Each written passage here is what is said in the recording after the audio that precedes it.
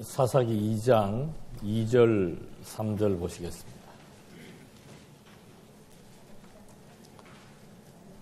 사사기 2장 2절 3절 보시겠습니다.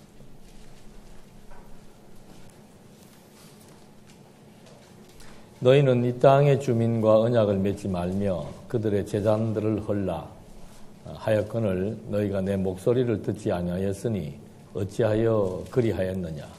그러므로 내가 또 말하기를 내가 그들을 너희 앞에서 쫓아내지 아니하리니 그들이 너희 옆구리에 가시가 될 것이며 그들의 신들이 너희에게 올무가 되리라 하였노라.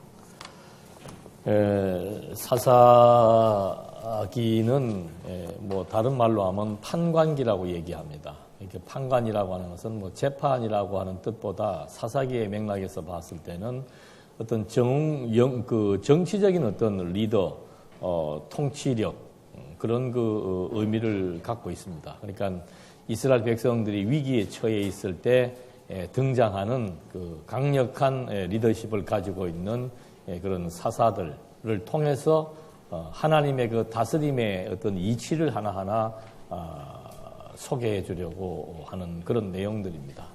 그래서 사사기서의 내용은 주제는 하나님 백성들에 대한 시험이지만 실제 그 흐름의 내용은 계속되는 통치 권세, 우리 백성들에게도 리더가 필요하다라고 하는 것들을 이제 계속 백성들로 하여금 깨닫게 해나가는 그런 일련의 과정들이 소개되어 있습니다. 그래서 먼저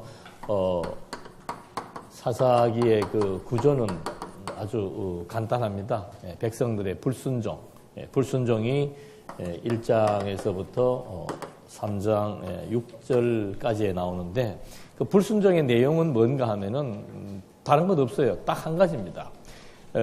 모세 때부터 계속 하나님은 그 땅을 정복하게 될 것을 약속해 주었고 그 땅을 정복하게 되면은 그 주의사항이 한 가지 있습니다. 원주민들을 절대 남겨놓지 말라는 얘기예요. 그러니까 우리가 그것을 성경을 인간적으로 보게 되면은 원주민들 좀 남겨두면 어떠냐? 그냥 그 사람들 남겨두고 잘 활용해도 좋고 또 그 가나안이라고 하는 그 지형이나 이런 토착적인 여러 가지 많은 농사나 이런 데 대해서 원주민들은 필요하니까 우리가 남겨둬야 되고 굳이 꼭 또 그 사람들을 죽여야 되냐? 우리는 그 성경을 볼 때요 가장 조심해야 될 점이 뭔가 하면은 그 성경을 기록하게 한 그 하나님의 의도를 정확하게 파악을 해야 됩니다. 그러니까 그런 의도를 파악하지 못하게 되면은 자꾸 다른 관점으로 접근을 하게 되고 생각들을 해요. 어저께 신학원을 엊그저께 하고 잠깐 사석에서 어느 권사님하고 얘기하는데 그 아주 좋은 사례가 돼서 제가 말씀을 드리는 겁니다. 그 창세기로부터 이제 쭉 구약의 역사에 대한 그 맥락적 흐름을 막 진행해 나가는데 창세기 마지막 부분에 보면은 요셉이 등장한단 말이에요. 그러니까 요셉이 등장하는 게 어떤 면에서 봤을 때는 조금 의아스러울 수가 있다는 거죠. 그리고 요셉이 우리가 생각할 때 요셉을 하나를 놓고 요셉의 인생을 생각하면 요셉처럼 참 처절한 사람도 없습니다. 그 형들로부터 미움을 받고 가족들에 의해서 버림을 당한다는 것은 천추의 한이 되는 일이고 평생 잊을 수 없는 일이지요. 그런데 성경에 요셉의 그런 심리 묘사가 있습니까? 없습니까? 없어요. 하나도 없어요. 왜 그러냐 이 말이죠. 근데 이제 사람들은 그런 걸 보게 되면은 요셉이 참 얼마나 힘들었을까라고 생각할 수 있습니까? 없습니까? 있지요. 근데 그거는 성경을 기록한 저자의 의도에 맞지 않는 접근이라는 거예요. 그게 틀리고 맞고의 문제가 아니고 성경에 요셉의 심리적인 고통이나 아픔을 피력할 것 같으면 나와 있지요. 안 나와 있을 때는 하나님은 다른 맥락에서 지금 요셉 사건을 통해서 하나님이 보여주고자 하는 의도가 있다는 거란 말입니다. 그러니까 우리는 성경을 볼 때 자꾸 내 중심으로 보면 안 돼요. 그 심파적으로 접근을 해도 안 되고 감성적으로 접근을 해도 안 되고 철저하게 하나님께서 이 사건들을 통해서 보여주시고자 하시는 목적과 의도. 그러니까 요셉 사건은 그 요셉의 어떤 감성이나 심리를 증거하려고 하는 게 아니고 하나님의 언약은 반드시 이루어진다라고 하는 것을 확인시키기 위해서 요셉에게 있어서 제일 중요한 게 뭡니까? 형들에게 팔리는 것도 중요하고 감옥 가는 것도 중요하고 총리 되는 것도 중요하지만 제일 중요한 게 뭐예요? 하나님이 요셉에게 꿈으로 약속한 거란 말입니다. 그러니까 꿈으로 약속한 것이 이루어진다는 사실을 알게 하려고 요셉으로 하여금 미움받게 해서 팔리게 하고 억울한 누명을 써서 감옥 가게 하고 그리고 총리가 되게 하는 일련의 요셉의 역사는 하나님이 요셉에게 꿈으로 약속한 대로 반드시 그 약속을 지키는 여호와라고 하는 사실, 그래서 나만이 신이라고 하는 사실을 이제 암묵적으로 가지고 백성들에게 계속 그 교육을 하는 겁니다. 사사기도 마찬가지예요. 우리가 하나님의 관점에서 성경을 기록한 목적에 따라서 성경을 접근하지 않게 되면은 그 원주민들을 씨를 말리지 마라 그랬는데 잔인합니까? 그렇지 않습니까? 무슨 하나님이 뭐 그렇게 자꾸 그렇게, 그러니까 이 창조로부터 종말 때까지의 무대는 우리가 주인이 되는 무대가 아니고 하나님이 PD고 연출자고 하나님이 써놓은 각본에 따라서 지금 써나가는 거예요. 그러니까 뭐 그것을 뭐 인간적인 측면에서 뭐 잔인하다 뭐 이렇게 접근하셔서는 안 되고 그건 하나님이 잔인하냐 자비로우냐를 말해주려고 하는 부분이 아니에요. 하나님의 자비는 다른 부분에서 또 풍성하게 말하고 있습니다. 그런 맥락에서 봤을 때 이제 이 불순종이라고 하는 것이 뭔가 하면은 불순종은 한 가지입니다. 원주민에 대한 문제예요. 그래서 그 1장에서부터 3장 6절까지 유다 지파를 선동으로 해서 한 7, 8지파들이 계속 이렇게 자기들에게 분할받은 땅에 아직도 남아있는 원주민들이 있다는 거예요. 그 사람들을 전쟁을 해가지고 쫓아내는 이제 그 전쟁을 치러야 되는데 1장 한 군데만 보더라도 쫓아내지 못하였더라는 말이 8번이나 나옵니다. 전쟁을 치를 때마다 그 사람들을 쫓아내지 못했다는 거죠. 그 말은 뭔가 하나님이 쫓아내라 그랬다는 거예요. 모세 때도 약속을 했고 여호수아 때도 약속을 했고 쫓아내라. 원주민들은 다 쫓아내라. 죽이든 쫓든 뭐 하여튼 거기에 씨를 말리고 없게 해라. 그걸 하나님께서 강조를 하는 거예요. 그걸 강조하는 이유가 뭔가? 성경은 하나님에 대한 계시입니다. 성경은 하나님이 어떤 분이신 줄 알고 살아 존재한다는 사실에 의해서 그분과 우리의 생명의 관계를 유지해 나가기 위한 거예요. 그래서 원주민들을 남겨두지 말라는 그것은 어떤 인간적인 잔인성을 지금 여기서 말하려고 하는 게 아니고 그들을 남겨주게 되면은 누가 남게 되는 겁니까? 우상이에요. 이게 나중에 우상을 따로 한번 말씀을 드리겠습니다만은 이 우상에 대한 문제가 결국은 애굽으로부터 역사적으로는 뭐 애굽으로부터 이렇게 시작을 해가지고 예수님 오실 때까지 유대인들과 우상은 하나님과 유대인보다 더 친밀한 관계를 맺는 것이 우상이에요. 그만큼 이 우상의 존재는 이건 뭐 유대인들에게든 우리에게든지 하나님을 믿는 사람에게 있어서 가장 안 좋은 요인인데 부적절하고 안 되는 불신앙인데 이게 이제 끊임없이 연속적으로 우상을 섬기지 말라라고 했던 하나님의 계명, 나만 신이라고 하는 하나님의 계명과 대치되는 우상 숭배가 도리어 하나님을 섬겨왔던 시간보다 우상을 섬겼던 시간이 10배나 많다라고 하는 거예요.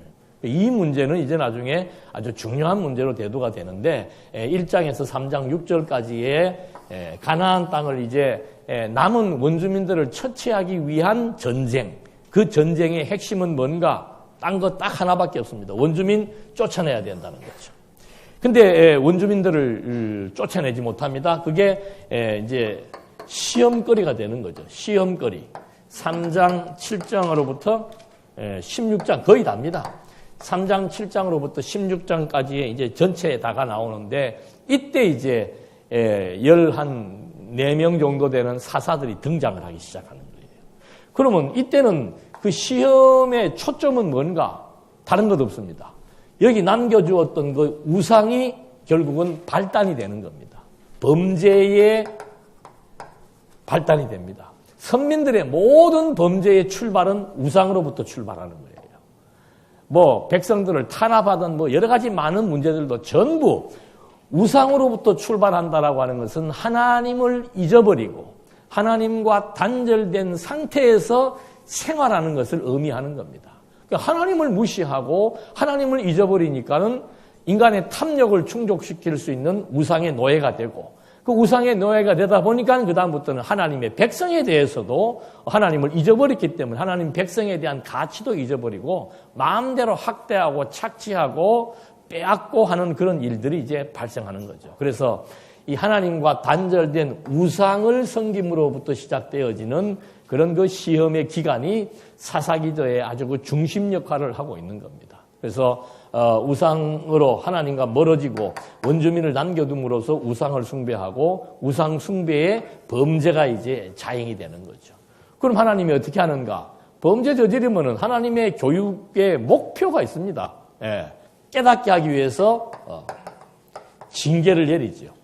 그러니까 자기들이 의지했던 것 또는 그 자기들이 의지했던 그 나라나 아니면 자기들을 도리어 속국했던 그런 나라로부터 엄청난 핍박과 억압을 받도록 하나님이 섭리해 나가는 거예요. 그러니까 힘드니까 이제 그 다음에 하나님 앞에 회개하고 호소하게 되는 겁니다. 그때 하나님께서 이제 누구를 보내는 거예요? 사사를 동원시키는 거죠. 그러면 우리 같으면 이런 구조가 주어진다면은 어떤 생각이 듭니까? 뭐가 중요한 거예요? 사사가 중요하게 이제 자꾸 부각이 되는 겁니다. 그러니까 이때 사사들의 행태는 특성이 있습니다. 특별히 훈련받은 사람들은 별로 없어요. 그냥 뭐 농사 짓는 사람, 뭐 이렇게 뭐 겁쟁이 또는 여자, 뭐 이런 사람들 중에 하나님이 그때 픽업을 합니다. 그렇게 불러가지고, 그들을 통해서, 그 시대의 전쟁의 선두에 나가도록 일을 시킵니다. 그럼 전쟁이 끝나면 어떻게 되는가? 그냥 자기 원 본업으로 돌아가요. 그냥 손 띄고 돌아가서 농사 짓는 사람 농사 짓고 목축하는 사람 목축하고 그렇게 이제 이것이 거의 한 300년 동안 반복이 되는 거예요.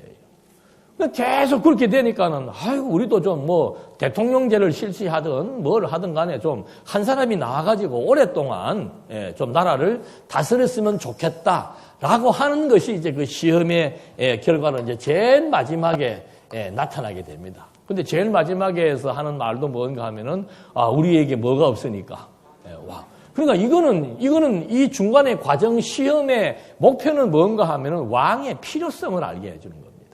그러니까 사사기서는 바로 그 다음 장으로 큰 단원이 넘어가는 게 통치의 단원으로 넘어가는 거예요. 땅 정복의 단원과 통치 단원의 중간에 위치하고 있기 때문에 양자의 의미를 다 가지고 있는 겁니다.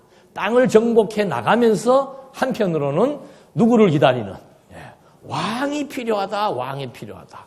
그 국민적 의식을 갖도록 하나님께서 이걸 이제 순환 구조라 그럽니다. 계속 이 구조가 300년 동안 돌고 도는 겁니다. 참 유대인들이 머리 좋다 그러지만은 머리는 좋은데 고집이 센 건지 똑같은 방법으로 막 300여 년 동안 계속 이런 식으로 해서 사사가 이제 평정하게 되면은 뭐 몇십 년 동안 나라에 태평성세가 이루어지고 또 편하다 보니까 또 서로서로 어디에 관심이 가는 거예요. 넘사는 게 자꾸 관심이 많다니까. 그냥 우리는 하나님이 내게 주신 나만의 어떤 개성과 재능과 나만의 스타일이 있습니다. 그리고 또 내게 주신 삶의 분량이 있어요. 그냥 그거 안에서만 열심히 살면 되는데 이제 처음에는 그 분량이 채워지기 전까지는 뭐 그게 막 열심히 살아서 갈 수가 있는데 그게 조금 채워지기 시작하면 이제 욕심이 발동을 해가지고 양에 안 차지요. 그러니까 자꾸 남의 집 쭉 보면서 저 집은 뭐하고 먹고 사는 거? 이게 참 잘 돼서 그렇구나. 우리 집은 이게 안 되네? 멀쩡하게 열심히 일 잘하고 있는 남편만 골병 드는 거예요. 자꾸 이 집 저 집 보기 시작을 하면은. 그게 불행의 단초가 되는 거예요. 그러니까 태평성세를 누리다가 그 남아있는 원주민들 살아가는 거 또 보는 거예요. 저 웃동네는 어떻게 사는가 보니까, 여기도 보니까 뭐가 쓸만한데 그 사람들이 살아가는 양식을 보니까는 그 제사를 참 멋지게 지내는 것처럼 보이거든요. 여러분, 그 엉터리 종교일수록 의식이 굉장히 화려합니다. 예. 본질을 추구하는 데 있을수록 의식에 대해서 별로 그렇게 크게 신경을 안 쓰는 거예요. 그러니까 똑같지는 않지만 일반적으로 똑같은 기독교라고 알고 있는 가톨릭 교회나 우리 개신교회나 차이점 중에 가장 표면적인 큰 교리적인 거 말고 표면적인 가장 큰 차이는 의식의 차이입니다. 예. 그냥 이렇게만 하잖아요. 근데 거기는 뭐 이런 거 아니에요. 계속 보여주는 걸 행하는 거죠. 보여주는 거. 떡 들어서 요거 뭐다? 예수님의 살입니다. 예, 포도주 요거 예수님의 피입니다. 자꾸 이렇게 사람들로 하여금 보여주는 의식들. 옷도 다르게 입는 거. 이런 여러 가지들을 보여주는 것처럼 많은 사람들의 관심은 보여지는 의식에 있는 거예요. 근데 이 원주민들이 섬겨왔던 바알 그 종교 의식은 굉장히 자극적입니다. 예. 그리고 막 피를 흘리게 만들고 사람을 몸에 피도 흘리게 하고 자식들을 막 불 속으로 지나가게도 하고 여러분 그런 거 보면은 무섭기도 하지만은 구경거리가 돼요, 안 돼요? 되지요. 예.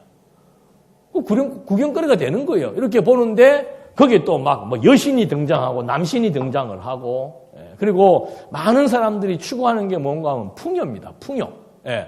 풍요와 재산이에요. 근데 그 시대의 재산 목록 중에 가장 강력한 재산은 뭔가 하면 자식이에요. 왜?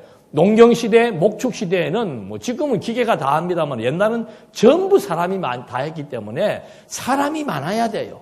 그러니까 많은 사람들의 소원은 뭔가 하면은 다산, 그 다음에 풍요, 농사의 풍요, 그 다음에 자식을 많이 놓는 거. 근데 바알 종교는요, 예수님 오실 때까지 유대인들의 정신세계 속에 뿌리 박혀 있습니다. 예. 가나안 땅에 사니까, 가나안 땅의 토착 종교가 바알 종교예요.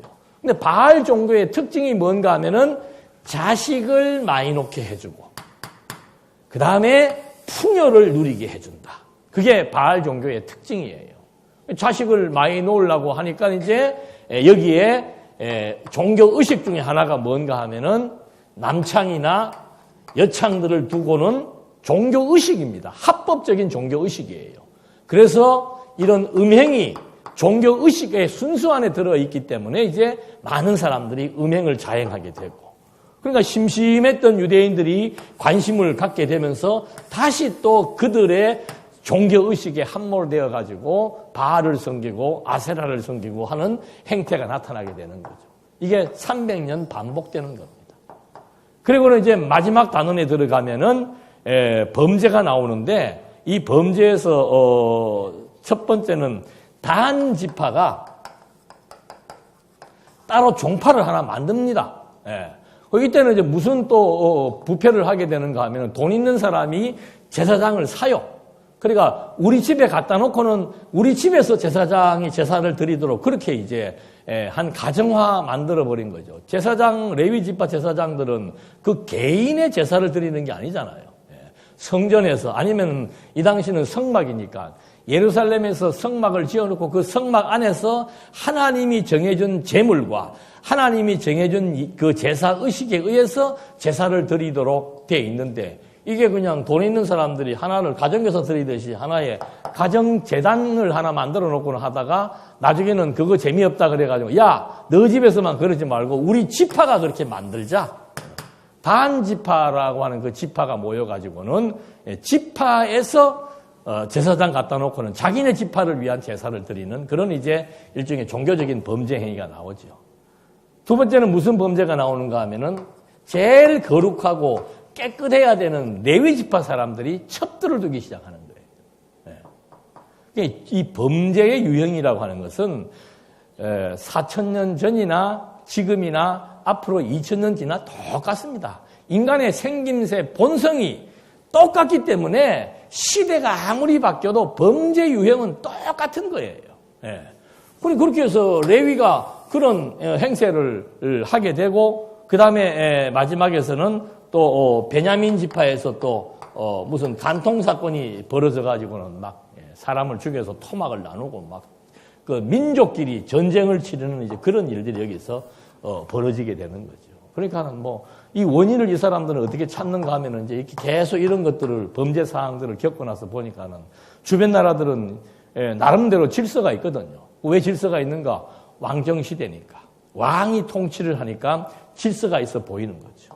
그래서 우리도 그런 걸 좀 필요로 해야 되겠다 해서 이제 사사기서 마지막 장에 가면은 사람들이 이게 왕이 없으니까 각각 자기 소견에 좋은 대로 이 지파별 이기주의가 발생을 하기 시작하는 그런 현상들에 의해서 백성들이 왕이 필요하다. 근데 그 생각도 나중에 이제 사무엘서 가면 알겠습니다만은 왕이 왜 필요한가 하면은 하나님을 깨닫고 하나님을 경외하기 위한 왕이라야 되는데 이건 우리를 위한 우리들의 왕이라고 해가지고는 하나님하고 단절시켜 놓고 백성들 자기들이 선택해가지고 왕을 세우고 그 왕은 하나님과 단절된 가운데서 종교적인 통치를 해나가는 것이 아니고 완전히 인본적인 통치를 해나가는 이런 통치 형태. 그게 사울 왕을 백성들이 추대해서 세웠고 사울 왕이 백성들을 통치하는 시대가 이런 형식이었다 이 말입니다. 그러니까 성경에는 왕은 누가 세워요? 하나님이 세웁니다.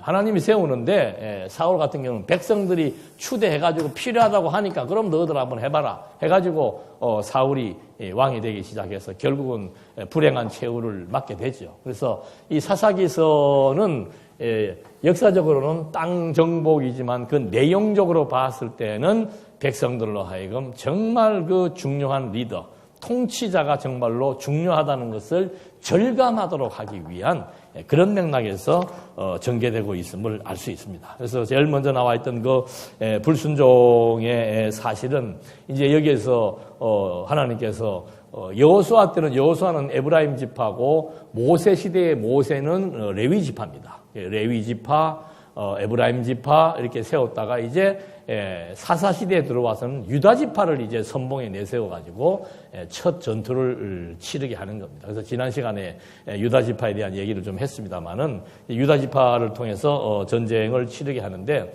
항상 여기에 보면은 그 전쟁이 이기는 전쟁은 하나님께서 너희들에게 넘겨주었다.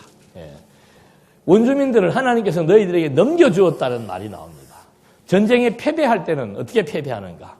원주민들을 남겨두었다. 쫓아내지 못했더라.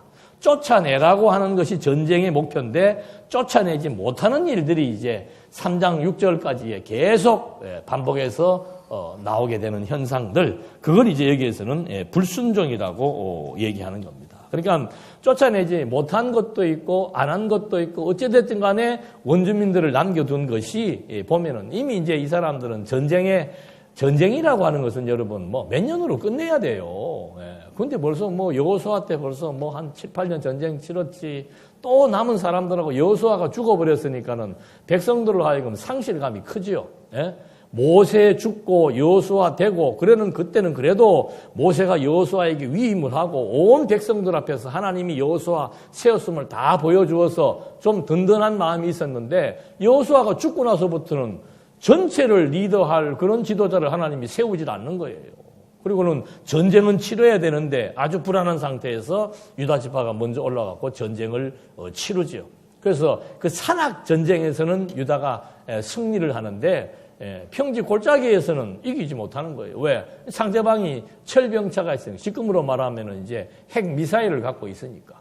그거 다 이제 그럴듯한 변명이지요. 하나님이 너희 손에 붙였다 그러면은 핵 미사일을 가지고 있든 뭐를 가지고 있든 붙으면 이기게 되어 있는 것이 하나님의 전쟁이에요. 그런데 저 상태에서는 그런 것들을 유다가 이제 결국 불순종이죠. 하나님이 너희 손에 붙였다는 것에 대한 약속의 말씀에 대한 불신, 이것이 결국은 철병차로 변명하게 되는 그 결과로 원주민들을 놔두게 되고, 그리고 이제 전쟁을 좀 오래 치르다 보니까 그냥 뭐 아이고 좀 이 정도면 이제는 좀 되지 않았겠냐라고 하는 그 안주하고 싶은 마음, 이런 것들이 현상적으로 이제 주어졌겠죠. 결국은 하나님의 그 약속, 하나님의 명령, 계속 지금 우리가 그 얘기를 합니다만은 하나님의 약속은 우리끼리의 약속과 다르다 그랬죠. 하나님의 약속은 절대적입니다. 하나님의 명령은 절대적이에요. 우리한테 명령했고 우리가 잘해라 못해라는 게 아니고 명령자가 다 그 일을 수행해 버립니다. 약속을 세운 자가 다 수행해 버리는 거예요. 근데 그거를 이제 인간의 입장에서 자기의 능력을 기준으로 자기 소견으로 판단을 하니까 그게 안 믿어지는 거죠. 그래서 12명이 가나안 땅 정탐할 때도 자기 소견을 중심으로 판단을 하니까는 어떻게 우리가 저 거인들하고 싸워서 이길 수 있겠는가? 자기 소견을 중심으로 판단을 해보니까 철병차를 가지고 있는데 우리가 어떻게 그들과 싸워서 이길 수 있겠는가? 그런 어떤 불신앙적인 요소에 의해서 하나님 앞에 불순종함으로 결국은 하나님이 가장 중요하게 여겼던 아주 그 핵심적인 관건, 원주민을 남기지 마라 라고 했는데 그 원주민을 남겨놓았다. 그래서 그 2장에서는 이제 그 얘기를 하는 겁니다. 왜 내가 너희들한테 언약을 했는데 남기지 말라 했는데 왜 남겼는가? 남기지 말라고 했는데 남기게 되면 어떤 일이 발생한다? 그거 다 미리 다 예고해 준 거죠. 모세를 통해서 신명기에서도 얘기해 주었고 여호수아 시대의 여호수아를 통해서도 얘기해 주었고 계속 하나님의 약속은 연속적으로 반복해서 주어지는데 그들이 쫓아내지 않았기 때문에 하나님도 원주민들을 쫓아내지 않게 하겠다. 절대 내 원주민들을 이제 안 쫓아낸다. 그대로 남겨두겠다.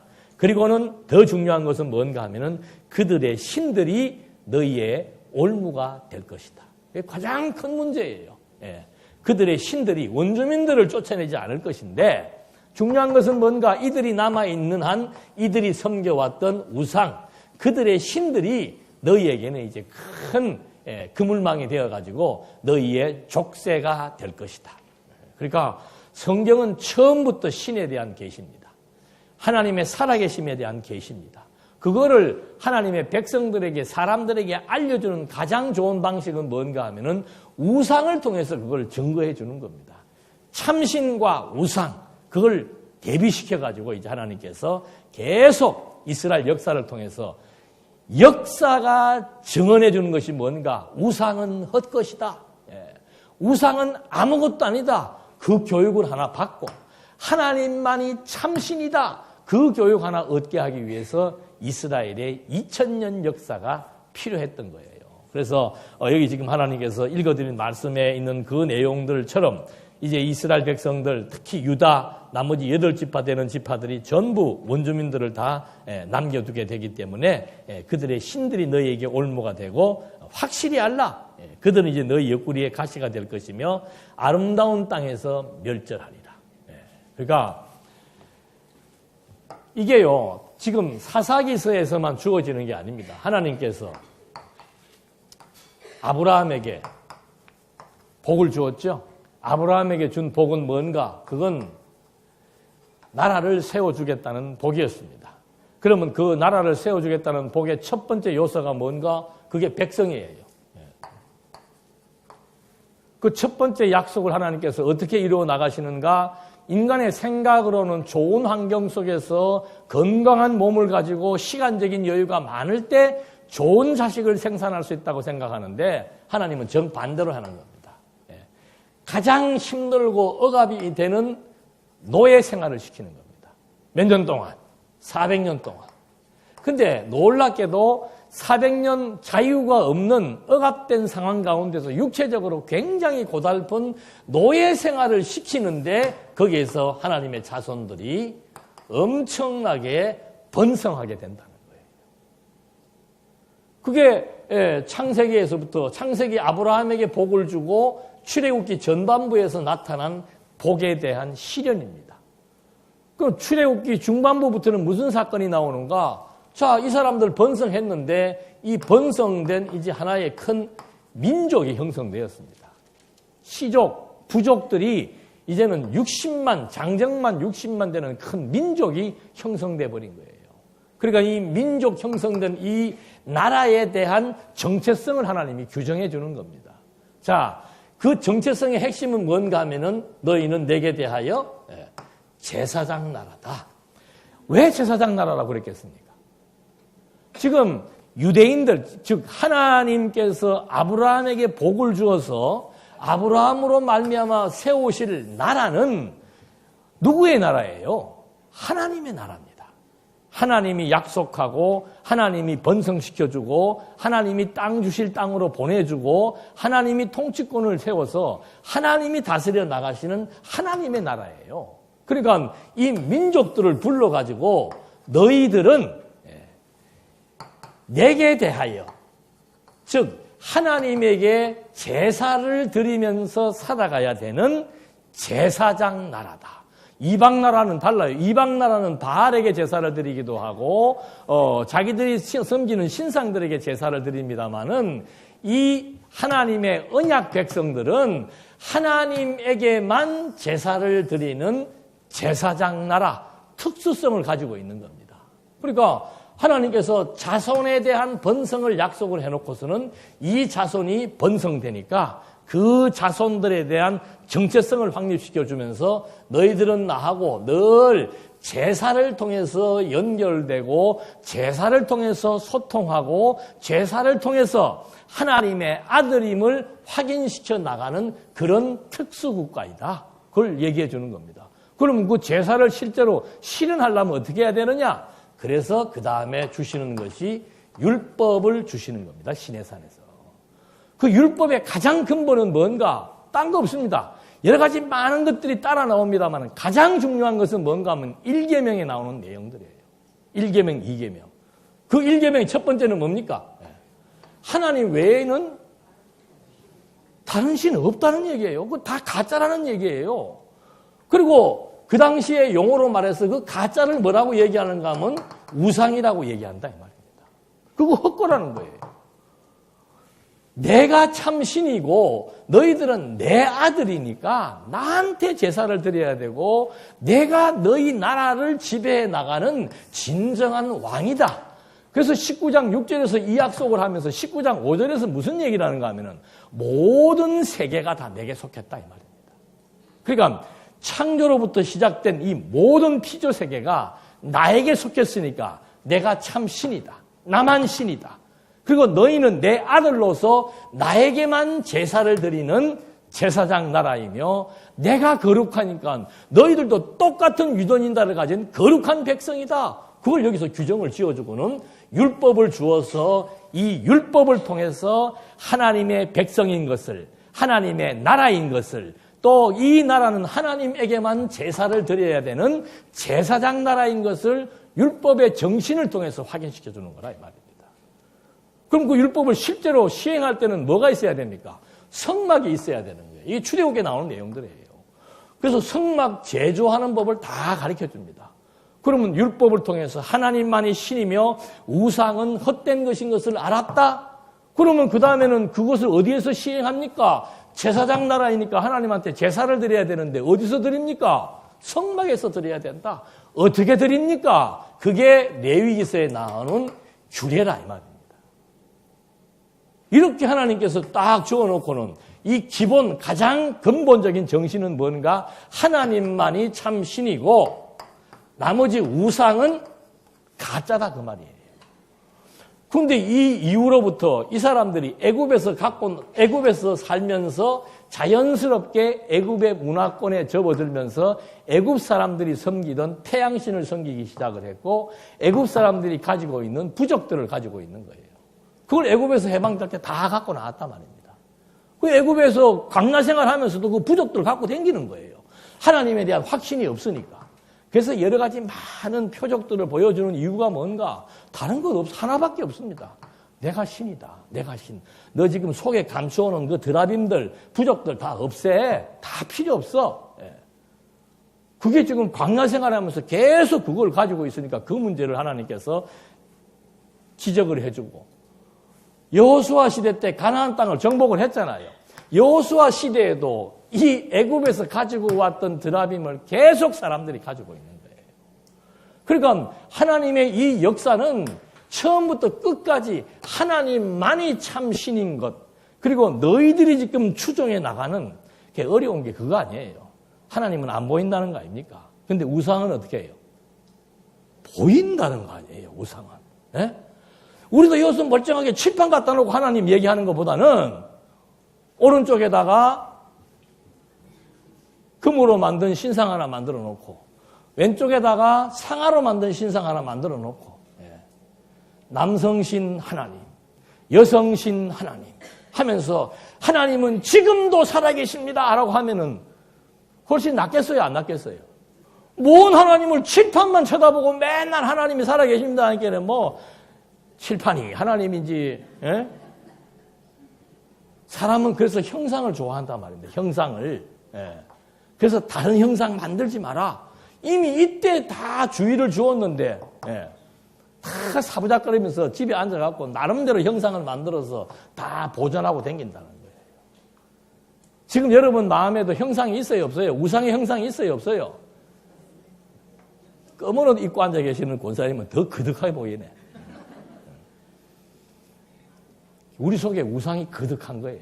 나중에 이 우상 유래를 말할 때도 나오겠습니다만은, 그래서 이 역사가 이렇게 진행이 돼 나가는데, 광야, 모세가 리더였던 광야 시대, 계속해서 우상들과 하나님에 대한 교육을 지금 계속 시켜나가는 거예요. 여호수아 때 땅 정복을 하면서도 또 계속 여호수아가 주의하는 것은 뭔가, 너희들 이 땅 하나님이 주신 땅 아니냐, 하나님이 참신 아니냐, 그러니까 우상 섬기면 안 된다, 원주민들을 없애야 된다, 그들이 가지고 있는 우상 섬기면 안 된다. 그거 지금 뭐 계속 15년 동안 귀에 닳도록 들었잖아요. 40년 동안 들었습니다. 15년 동안 가나안 땅 정복하면서 들었습니다. 그러고 사사시대가 왔는데 가서 살아보니까 진짜로 이제는 이 사람들의 눈에 뭐가 보이는 거예요? 바알 신상이 보이기 시작하고 아세라 신상이 보이기 시작하고, 하나님은 음성만 가끔 들리고 하나님을 보게 되면 죽는다 그러고, 정반대예요. 하나님이 갑자기 깜빡깜빡 누구한테라도 보여줬다가 사라지면은 좋은데, 모세도 하나님 만나서 봐요, 못 봐요? 못 봐요. 봐봤댔다 눈만 멀어요. 하나님은 빛의 근원이니까 그 광채를 이런 시력으로 봐버리면 눈 멀어버린단 말입니다. 도대체 볼 수 없는 신을 참신이라고 그러고, 멋있게 둔갑해가지고 금색 옷을 입혀놓고, 기가 막힌 조형물을 만들어 놓고, 요거는 바알신이라고 하니까 칠판 보는 것보다 훨씬 신상을 보는 것이 실제로 더 관심이 갈 수밖에 없지요. 그러니까는 이게 교육적으로 볼 때는 굉장히 불리한 교육이에요. 보여주지도 않고 계속 다른 사건들을 통해서 하나님이 살아계시다는 거 보여주는 거하고, 실제로 신상을 보여주면서 이 신은 우리에게 풍요를 준다고 말하는 거하고는 차이가 난다는 거죠. 이래서 지금 우상을 떨쳐버리지 못하기 때문에 여호수아 때도 모세 때도 들어가거들랑 주의사항은 딴 거 없습니다. 땅 정복하거들랑 딴 거 없다. 너희들 제발 그 원주민들을 통한 신들의 올무가 되지 않도록 우상을 다 철폐해라고 말하는 거예요.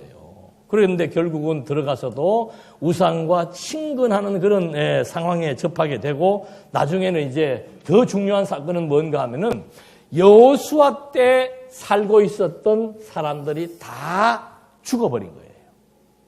그 여호수아 때는 광야를 거치고, 나이 많은 사람은 애굽 생활을 하고 광야 정복 생활을 하고, 광야를 거치고 가나안 땅 정복 전쟁을 치르고, 아니면 가나안 땅 정복 전쟁만 치렀던 세대들, 어찌됐든 간에 여호수아를 알던 세대들은 다 여기에서 종결돼 버리는 거예요. 그러면 이제 이 남은 세대는 뭐예요? 여기서부터 시작, 3장 7장으로 시작되는 세대는 뭡니까? 하나님을 알지도 못하고 하나님의 역사를 보지도 못했던 시대, 바알을 섬기지 말라 그래도 바알을 섬길 수밖에 없는 그런 세대들. 그러니까 가장 중요한 게 뭡니까? 교육이에요. 교육이 단절돼 버린 거예요. 여호수아가 살아왔던 사람들이 살아있을 때는 그래도 얘기를 듣잖아요. 얘기를. 우리도 마찬가지입니다. 지금 우리 애들 계속되는 교육을 하지 않으면은 이 교회의 역사가 어떻게 됐고, 그 역사의 주체는 하나님이죠.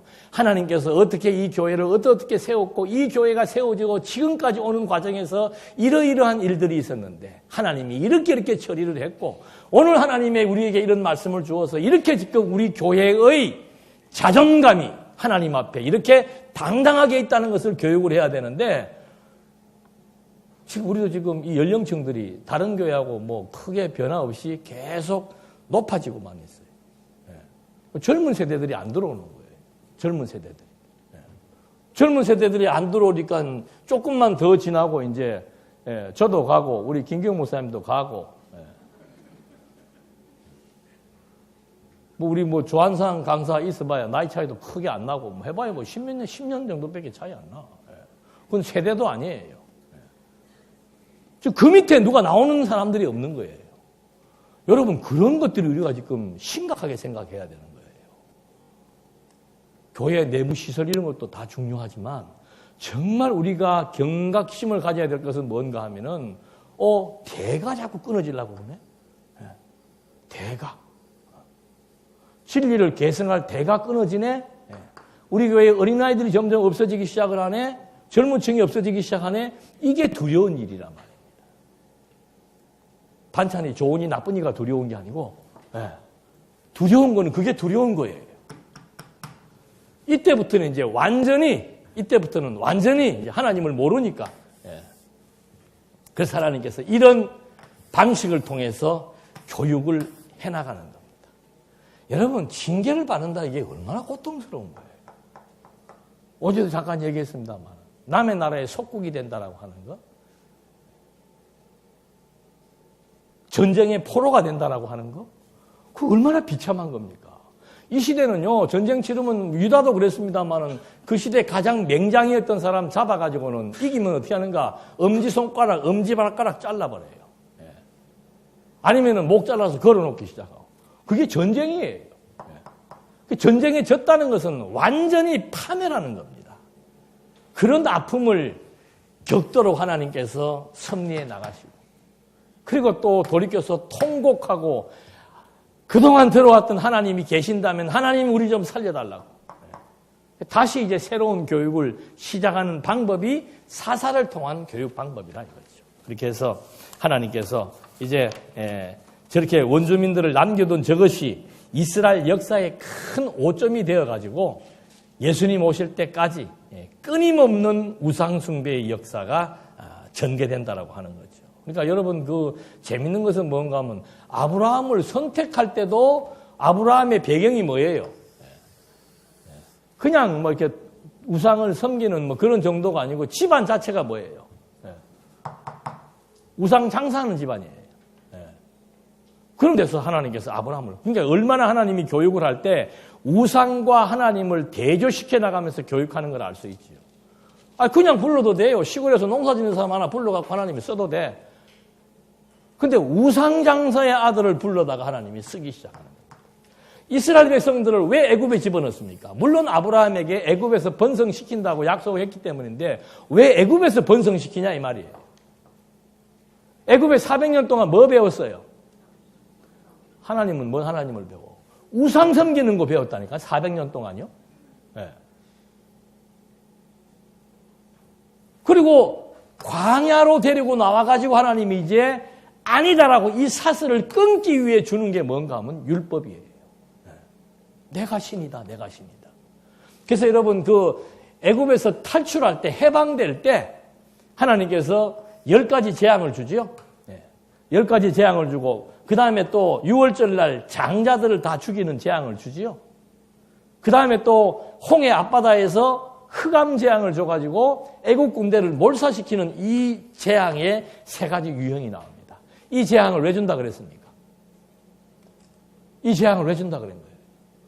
400년 동안 이스라엘 백성들이 완전히 습관화가 되어버린 우상 숭배의 그 신들을 하나님이 완전히 초토화시켜버리는 겁니다. 개구리신, 뭐 해충신, 뭐 온갖 신들 10가지 재앙을 통해서 애굽에서 섬겨왔던, 애굽의 신이 다스려왔던 그런 풍요와 여러 가지 농사와 여러 가지들을 다 지금 비교시켜가지고는 10가지 재앙을 이스라엘 백성들에게 보여주는 거예요. 그리고는 마지막 장자 재앙이 언제 일어납니까? 밤중에 일어납니다. 이방이나 하나님이나 가장 중요하게 여기는 것은 장자예요, 장자. 근데 장자들을 다 죽여도 애굽의 그 신이, 막강한 태양신이 어두움 하나를 제거하지 못하고 만약에 태양신이 살아있다면 오전에 말씀드린 대로 하나님이 창조할 때 혼돈하고 공허하고 흑암이 깊음 위에 있을 때 하나님이 창조주라면 바로 그냥 그 빛을 드러내가지고는 어둠을 다 없애버리면 될 거 아니에요. 태양신도 마찬가지입니다. 태양신이 살아있다면 그 어둠의 시간에 온 애굽 사람들의 장자들이 지금 막 집에서 죽어나가고 있을 때 태양신이 있다면 어떻게 해야 돼요? 그 죽음을 멈추게 해야 되고 어둠을 빛으로 바꿔야 되는데 그걸 하지 못하는 것을 백성들이 보는 겁니다. 그리고 마지막 6월절 홍해 앞바다에 왔을 때 그 흑암이 애굽 사람들의 머리 위에서만 흑암이 있어서 이 사람들이 서로 자기들끼리 죽게 만들고 이스라엘 사람들에게는 환한 대낮이 되게 해서 홍해를 갈라서 건너게 하는 것을 봤을 때 야, 애굽의 태양신은 진짜다 가짜다. 그거 교육하는 거예요. 그렇게 교육을 시켜놓고 시내산에 데리고 와가지고는 율법을 통해서 나만 신인 것을 알겠느냐. 38년의 표적들을 보여주면서 나만 신인 것을 알겠느냐. 못 믿겠나이다, 못 믿겠나이다. 계속 그러고 가는 거예요. 그래서 사사시대 역시도 이런 역사의 시험을 통해서 주어지는데 사사시대뿐만이 아니고 사사시대가 율법에서 하나님께서 저렇게 이제 당신을 섬겨야 되는 부분에 대한 교육을 했다 그랬습니다. 광야에서. 그리고 사사시대가 왔음에도 계속 그 토창신을 섬기게 되지요.